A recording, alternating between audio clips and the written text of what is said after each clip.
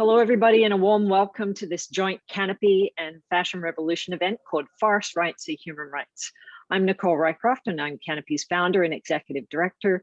We're a solutions-driven environmental not-for-profit dedicated to conserving the world's forests, stabilizing our climate and biodiversity. And we do this by harnessing the purchasing influence of large brands to revolutionize supply chains and kickstart next-generation alternatives to forest-based textiles and packaging.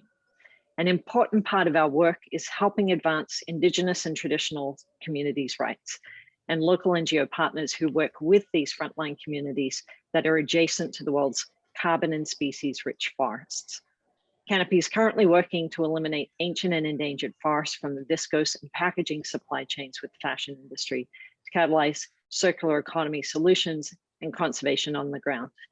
And we're delighted to be a partner in this year's Fashion Revolution Week. I'm really excited for this conversation. Conserving forests is important to all of humanity, and that a stable climate, and clean air, clean water are essential human rights. But when we think about rights, when it comes to the fashion industry, we all think about garment workers, but often don't think about those who live in the regions where the raw materials, the wood, the cotton, the leather, the minerals are coming from. And so I'm delighted to introduce two women, both of whom are doing fantastic work in and on behalf of these frontline communities and the world's forests. So first, Woro Supartinah, who's based in Sumatra, Indonesia. Woro has spent most of her working life with NGOs on the issues of forest governance and community empowerment. She's currently working for Indonesian NGO LPESM, that's quite the mouthful, Woro, which is an organization that works to support Indonesian communities surrounding forests and promoting pro-social and environmental policies to government, and particularly government at the village and district level. So selamat malam, Woro. I know it's late there in Pekanbaru. Thanks so much for joining us. Thank you. Selamat pagi. Good morning, Nicole. Yeah. It's an honor to be here. And then, of course, from Brazil, welcome to Fernanda Simon. Fernanda will be familiar to many of you in the Fashion Revolution community. Fernanda is responsible, of course, for bringing Fashion Revolution movement to Brazil, and she now heads the Fashion Revolution Brazil Institute as its executive director. She's at the helm of transformative projects such as the Fashion Transparency Index and Brazil's Eco Fashion Week. Fernanda, welcome.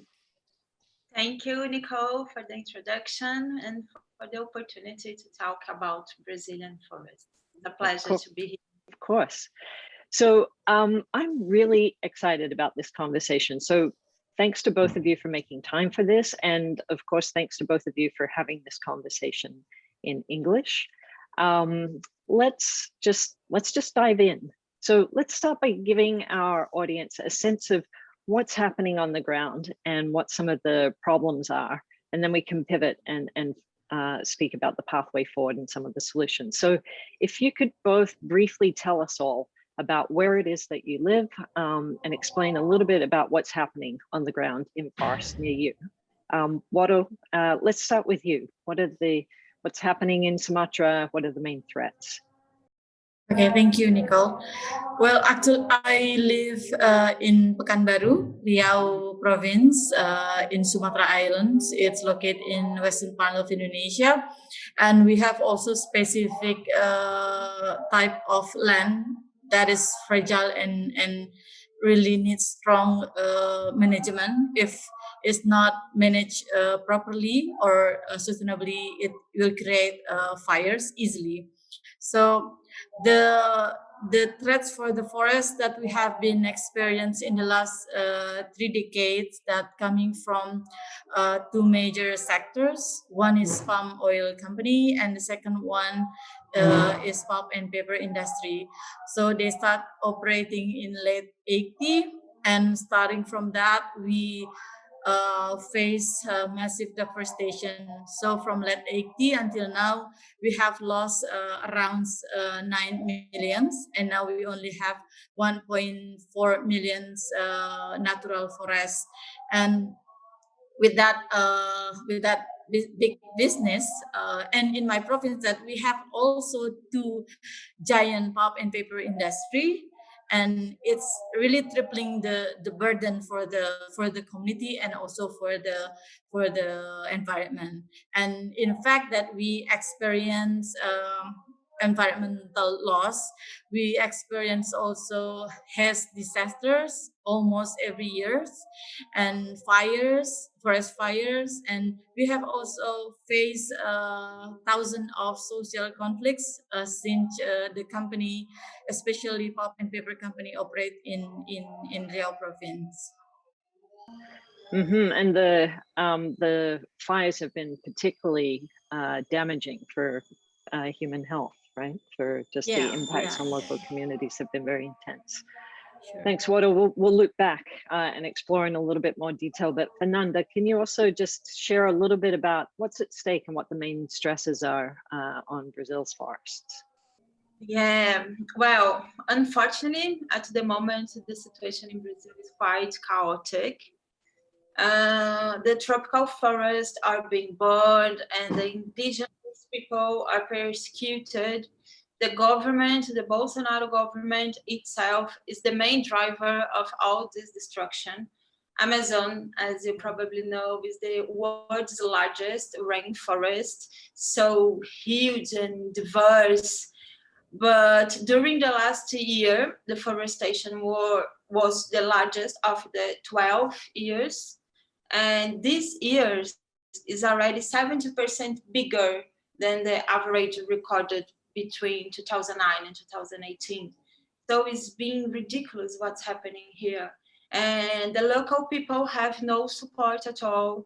Some local indigenous community, such as the Yanomamis, they are facing destruction of the lands and rivers by the illegal gold mining. So this is something really urgent that's happening right now.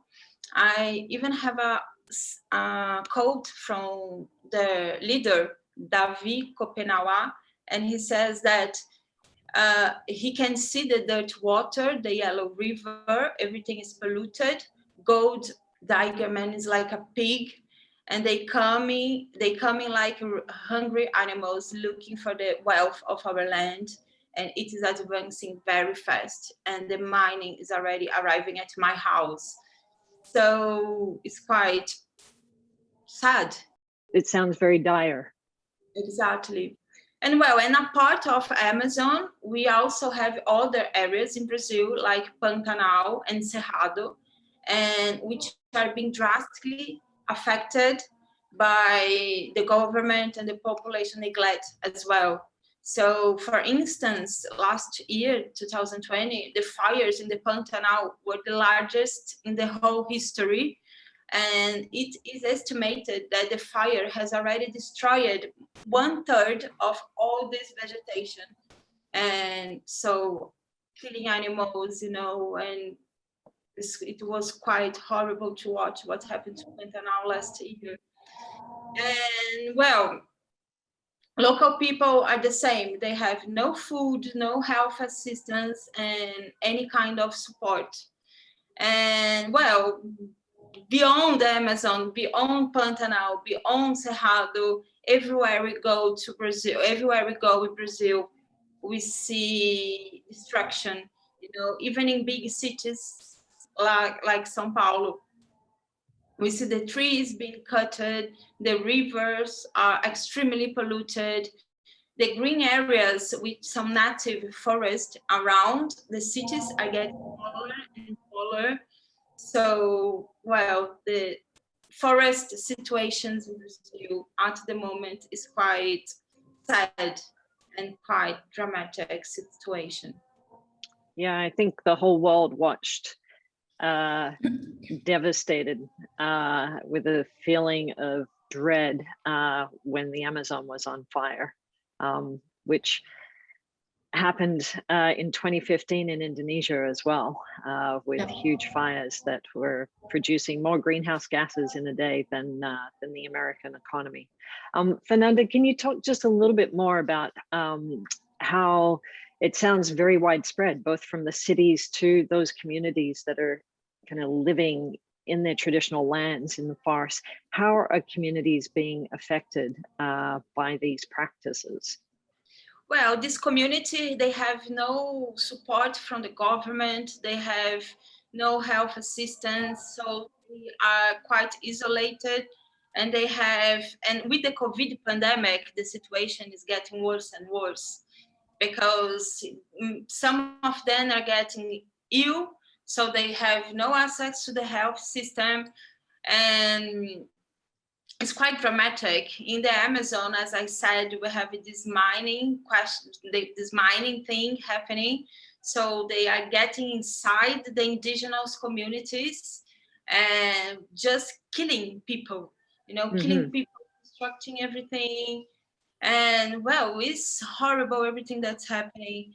And it's not just in the Amazon, in the Pantanal. I've been very close to some communities in Pantanal, and they are just abandoned, they're just abandoned. They have no support at all. So yeah, I think many people will probably be aware that there's I think in 2020 there were more than 330 frontline defenders killed for defending their lands, trying to stop exploitation, resource exploitation. So obviously Brazil is one of those countries that has a very poor track record of protecting its frontline defenders. Fernanda, I'm going to come back to you, but Woro, people, as you mentioned in your opening comments, when people think about forest destruction in Indonesia, they often think about palm oil or plantations for paper. Can you speak a little bit about how the fashion industry is impacting our climate and the forests of Indonesia? Yeah, thank you. So, I mean, I heard that the fashion industry has also give impacts long time ago with the environmental quality, for example, like river pollution. However, the link to deforestation, I mean, based on the case that happened in Riau, in my place, starting at 2019, that there's a company called APR Asia Pacific Region. It's part of April Group, Royal Golden Eagle, which is also have Satri. There's operating for the viscose, who's sourcing their material from wood fiber. And for us, that even before the fashion, before they produce the viscose, it's already giving so much impact, especially negative impact for the environmental and for the people. We are afraid that this establishment of new fashion industry will give more burden for the environmental and for the people, and especially because Riau province is a peatland. We worried that this existing problem that still happen today, forest fires and social conflict that has not been solved properly, they will remain the same. They will still there, and there is a possibility of the number of increasing case of environmental loss or destruction and social conflict also in the futures.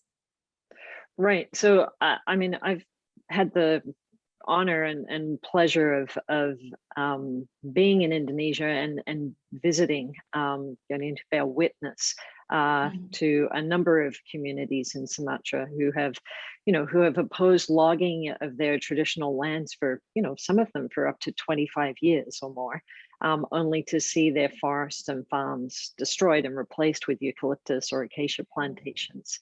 So how are the communities that you're working with, how do they feel and what do they think of the forest industry? And can you share a little bit about what happens when communities or individual community members oppose deforestation or plantations on their traditional lands?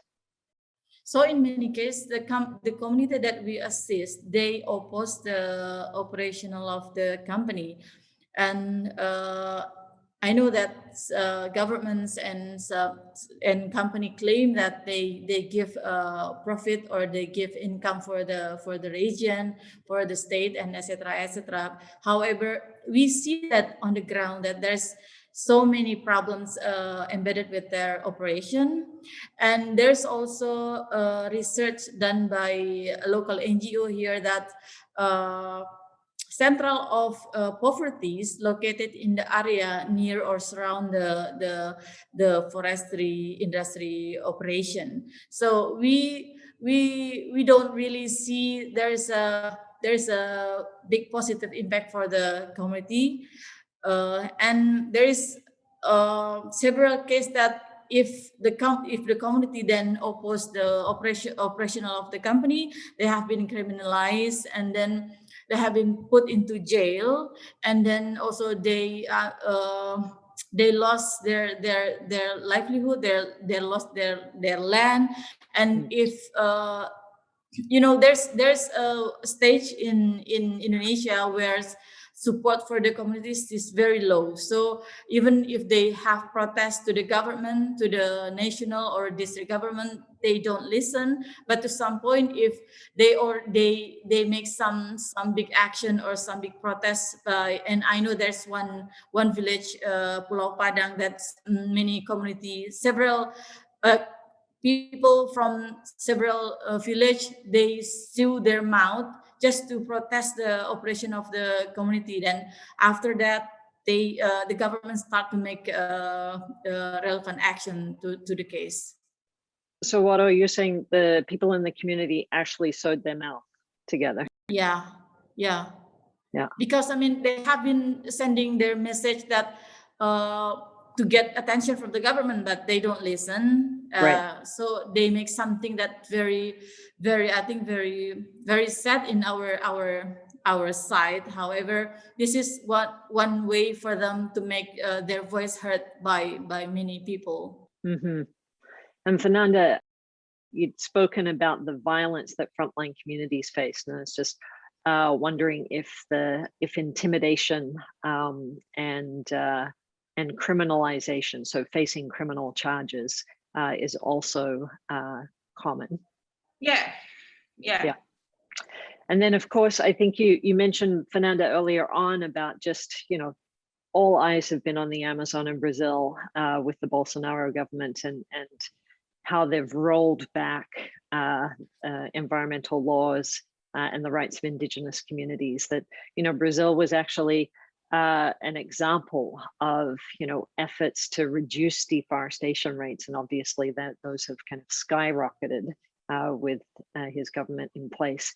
But can you talk in a little bit more detail about how the fashion industry specifically impacts forests in Brazil? And yeah, let's start there. Yeah, well, I see three major connections from fashion industry to the forests in Brazil. First of all, the cotton production, because Brazil is one of the largest cotton producers in the world. So this cotton is grown on a monoculture system full of chemicals and in areas that has been deforested on behalf of the agribusiness. So it's normal in Brazil, in the middle of Brazil, we have some places where used to be forests not a long time ago, and now it's just cotton and soya. Well, we know that the monoculture itself degrades the soil and has a significant negative impact. But I believe cotton is one of the most impacting. We also have the leather issue, as leather is cattle skin. Livestock industry is responsible for more than 14% of all the greenhouse gas emissions. Wow. And in order to make room for the livestock, forests are deforested, so resulting in devastating consequences for the planet. And as I said before, we also have the gold mining, what is a very urgent matter as well. So I believe cotton, leather, and gold mining are the main connection between forests in Brazil and fashion industry. And Fernanda, are there alternatives? So what are the alternatives that to how things are being done there right now? Well, I believe like the first thing is mindset shift. Mm-hmm. Yeah, some people in Brazil very influenced by the politicians, by the big corporations, by the government. They believe that the forest has no value. You know, it is just some land with some plants. So, you know, we can just cut these trees and that's it. So they cannot see its richness. They cannot see how important the forests are for our existence in this world.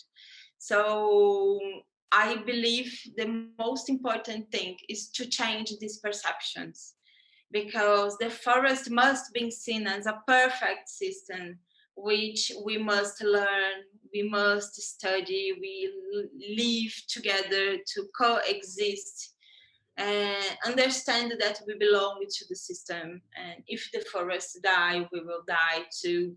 So I believe that this perception is the most urgent thing that we need to change. But in practical terms, you know, I have seen many agroforest projects find integrated solutions here in Brazil, and the solutions which benefit the community, the soil, the biodiversity. So it is like regenerating the land, but also giving hope for the community. And also we need to be conscious and to share all these informations and to press the government and to support local NGOs. And well, I think the solutions goes this way. Right. And then of course there are interesting alternatives on a material side as well, right? Like there are leathers that can be grown through a fermentation process, and the kind of microbial leather being produced that will help bypass the need for kind of animal production for leather. There's this transition to the circular economy to enable less virgin cotton having to be grown as well. But I do it, that piece around mind shift, the mindset shift, and how we value our planet is a really important piece of it. And actually that raises for me a question I'd love to ask both of you, if you have thoughts on it. That you know, today's discussion has largely and is largely focused on the rights of frontline communities, but also overlooked in that, Fernanda, I think you just spoke to that very eloquently, are the rights of nature, of our natural systems and the millions of species that we share our planet with. I'm aware that there are 7 countries that have legally recognized the rights of nature to date. Do you think this is a trend that's going to continue to gain traction? Yeah, well, it sounds very new for me, actually, for myself to talk about the right of nature, but I think it's very interesting idea and thing to spread, because I think we believe that local communities and people who works to defend forest or environment, they already know that the function or the relation between the forest to our life. The forest, the tree is our life, and no one can deny that. But the thing is, above that, there is some party who think that forest is like a commodity that they can produce money from that, and beyond that also in the process, based on our case that to get the permit, it's also involved gratification and bribery, and there is some people who get advantage in advance, before the trees is being cut. So I think it could be very useful tools also to ask the people thinking that forest is not only a thing, they are our life, and they are the air that we breathe. So it I think it I'm waiting to see if this thought could be well spread in Indonesia actually. And then Fernanda, do you have an opinion one way or the other? Yes, well, I totally believe that all what's happening to the world, climate change, is all a consequence of our disconnection with the earth, with the planet, with this creative force of nature. So yes, I totally believe we must reconnect to this force.